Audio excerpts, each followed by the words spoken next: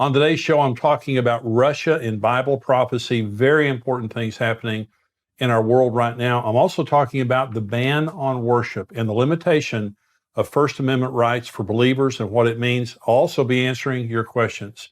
I'm Jimmy Evans. Welcome to the Tipping Point Show.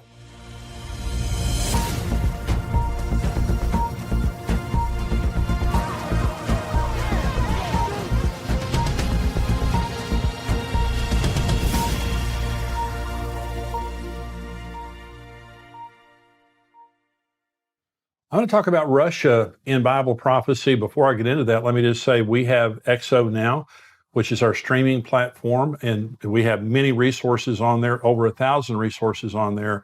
This is really the Netflix for your marriage and family, just for you as a believer.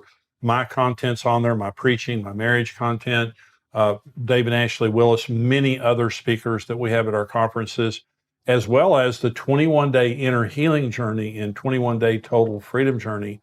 Both of these I developed out of my own experience as a believer of getting free and getting healed on the inside. If it's something that you're interested in, go on XO Now and subscribe. It's $9 a month. However, as a Tipping Point viewer, we want to give you a 25% discount. Just go on 21dayjourney.com/tipping point, and you can enter into the promo code there, Tipping Point. You'll get a 25% discount. So for a very little amount of money, you can go through the 21-day journeys.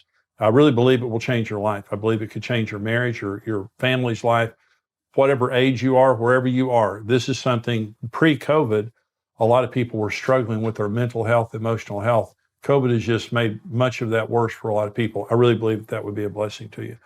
Let me talk about Russia in Bible prophecy, and we're talking again about the world, the makeup of the world, and what the Bible said would happen at the very end. Now, some of the most specific scriptures related to the end times have to do with Israel. So let me talk about one very specific fulfilled prophecy. I'm going to talk about another prophecy that's about to be fulfilled, I believe. But this is Jeremiah 16. This has been fulfilled. Therefore, behold, the days are coming, says the Lord, that it shall no more be said, the Lord lives, who brought up the children of Israel from the land of Egypt, but the Lord lives, who brought up the children of Israel from the land of the north, and from all the lands where he had driven them, for I will bring them back into their land, which I gave to their fathers. Now, if you go on to a map and you look at Jerusalem, you look at Israel, you go directly north, is Russia. The far north, that's Russia up there. And so is that fulfilled? No more will I bring the children of Israel out of Egypt, but I'm going to bring them out of the land of the north and all these other lands where I've scattered them. Okay. In 1989, between 1989 and December of 2002, 1.1 Russian Jews immigrated from Russia to Israel. So I did a conference in Israel about 7 years ago, a leadership conference, and we did not invite a Russian interpreter. And boy, we heard about it. The first time that I spoke in Israel was, maybe 30-something years ago. And there weren't Russians in Israel. I mean, there may have been a few, but there weren't Russians in Israel. Certainly weren't Russian congregations, Messianic congregations. Well, there are today. And so a lot of the Russian Messianic Jews wanted to come to our conference, but they couldn't. They're all over Israel. So this is a fulfilled prophecy. Now we can say it's not just God who delivered the Jews out of Egypt or out of Babylon, but now God has delivered the Jews from the north, the land of the north, from Russia, and from all the other nations where they had been scattered. This is a fulfilled prophecy. Okay, well, here's another prophecy, and you've heard me talk, if you've heard me talk much at all, about the Gog and Magog war. Now, this has not happened, but it's going to happen here pretty quick. I want to tell you how I believe it could all take place. But this is Ezekiel 38, and this is Ezekiel now prophesying a war that's going to be Russia. It's going to be Iran. It's going to be Syria. It's going to be Turkey. It's going to be Libya. It's going to be the Sudan or the area around old Ethiopia. Those kinds of nations that are aligned in their beliefs and in their opposition to Israel. And so Ezekiel 38, now the word of the Lord came to me saying, Son of man, set your face against Gog, that's a person, of the land of Magog, that's the land, the prince of Rosh, Meshech, and Tubal, and prophesy against him and say, Thus said the Lord God, Behold, I am against you, O Gog, the prince of Rosh, Meshech, and Tubal. I will turn you around, put hooks in your jaws, and lead you out with all your army, horses, and horsemen, all splendidly clothed. a great company with bucklers and shield, all of them handling swords. Persia, that's Iran. Ethiopia, that's the Sudan, that area around there. Libya, it's Libya. All of them with shield and helmet. Gomer and all of its troops. The house of Togarma from the far north, Turkey. Many people are with you. Prepare yourself and be ready, you and all your companies that are gathered about you, and be a guard for them. After many days you'll be visited. In the latter years, you will come into the land of those brought back from the sword, that's Israel, and gathered from many people on the mountains of Israel, which had long been desolate. They were brought out of the nations, and now all of them dwell safely.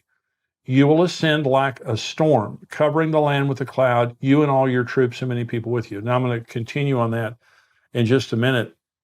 And so all of these nations are aligned. Russia has been helping Iran develop their nuclear technology. Russia is aligned with all the nations that we're talking about. Russia is very much aligned militarily and economically with Iran, with Turkey.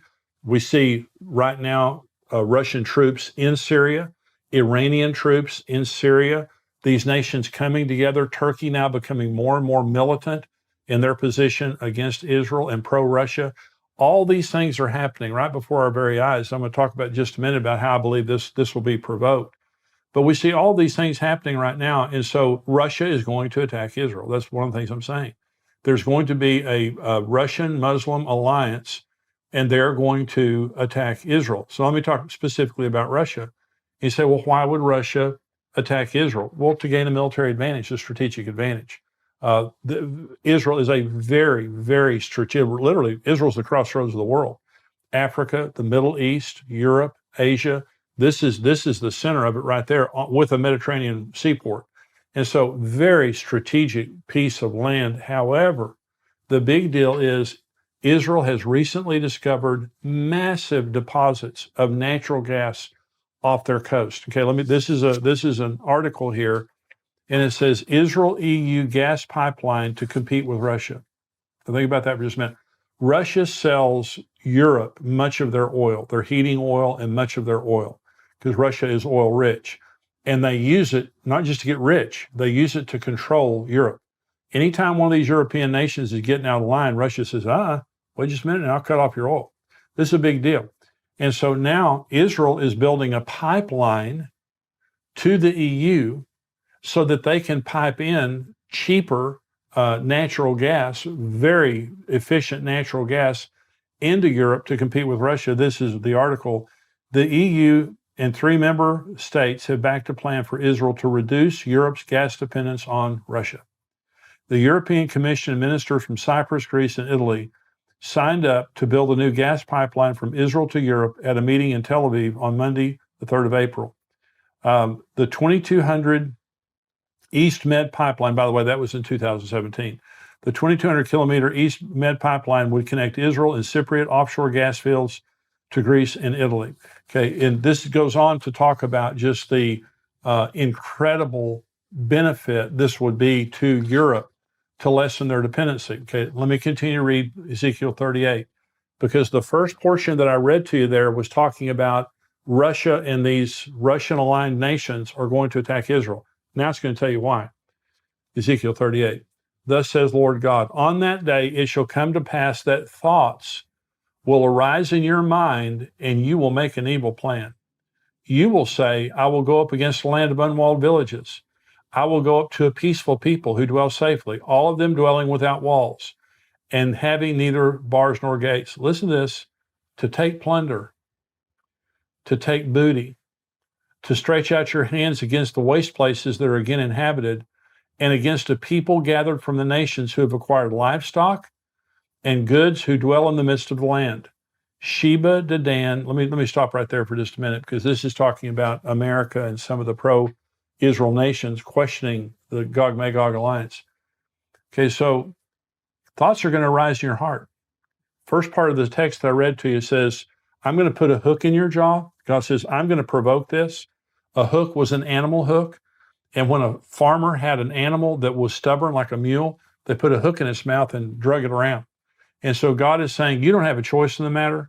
I'm going to provoke you. I'm going to put a hook in your jaw, all of you, and I'm going to drag you down the mountains of Israel. I'm going to destroy you myself. Now here it's saying, thoughts are going to arise in your heart. You're going to have these thoughts that come to your mind that say, you know something, all that stuff that Israel has, they don't deserve it. We need to deal with the Middle East problem right now, but we need that stuff. And they're taking money out of our pocket. That natural gas that they're sending to Europe, they're lessening Europe's dependence upon us, and that hurts us financially, and it hurts us politically. And so thoughts are going to rise in your heart, and you're going to come down to take plunder, to take booty, and to come against people who now have gathered back into the land, and these are rich people. Well, let me say several things. The first time I was in Israel was probably around 1985, something like that. When I was in Israel in 1985, they said Israel was the 5th largest exporter of agricultural produce in the world. The Israelis invented drip irrigation. They can grow stuff that you can't even imagine how rich the land is. It blossomed like a rose. That's another Old Testament prophecy that came true when Israel came back in the land. It is the most rich, abundant land you've ever seen in your life. The Dead Sea has over 1 billion tons of chemicals in it. We swam in the Dead Sea. You don't swim in the Dead Sea. You just kind of lay on top of the water. It's like motor oil. It is 1 billion tons of chemicals, fertilizers, medicines, all kinds of things that are made out of those right there. The Dead Sea alone is worth an absolute fortune. Then you have the natural gas. You have all the other things, the technologies. Israel is known for its technologies. So Russia is sitting there at some point in time, and thoughts are going to rise in their heart, and they're going to come down to take booty. Now, this is the rest of the text. Sheba, Dedan, the merchants of Tarshish, and all their young lions will say to you, have you come to take plunder? These nations are going to say to them, hey, we know why you're here. Have you gathered your army to take booty, to carry away silver and gold, to take away livestock and goods, to take great plunder? So here's the interesting thing. Sheba, Dedan, Tarshish, and her young lions. Sheba and Dedan, that's the Arabian Peninsula. That's Saudi Arabia. That's Yemen. That's Qatar. That's the UAE. That's Oman. Those are the nations of the Arabian Peninsula that have come into the Abraham Accords. Now, Saudi Arabia hasn't yet come into the Abraham Accords, but they're warming up to Israel. And they're very pro-Western. So this peninsula here is very much today aligned with Great Britain and the United States. Tarshish, I believe, is Great Britain. The lions, the national symbol of England, is a lion. Young lions means a colony, an offshoot. Okay, America is by far the most powerful of all of the colonies of Britain.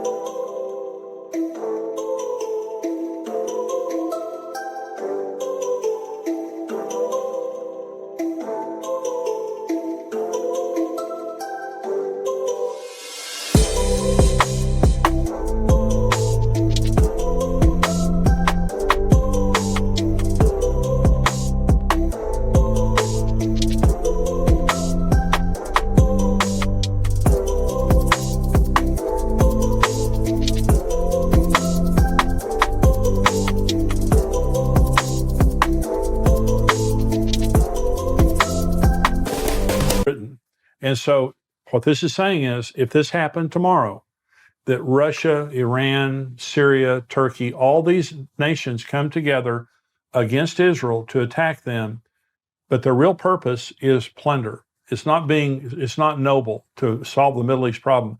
It's to take plunder. And of all the nations that are in the world today, the Arabian Peninsula, Great Britain, and the United States say, wait just a minute. We know exactly why you're here. You have come down to steal what is not yours. You're not here for any great diplomatic purpose. You are here so you can take away what these people have that has prospered in their hand because of the blessing of God.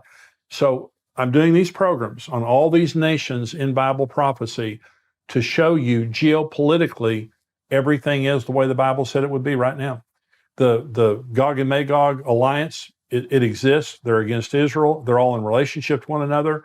Then you have the Sheba, Dedan, Tarshish, her young lions. We're all aligned together in our support of Israel.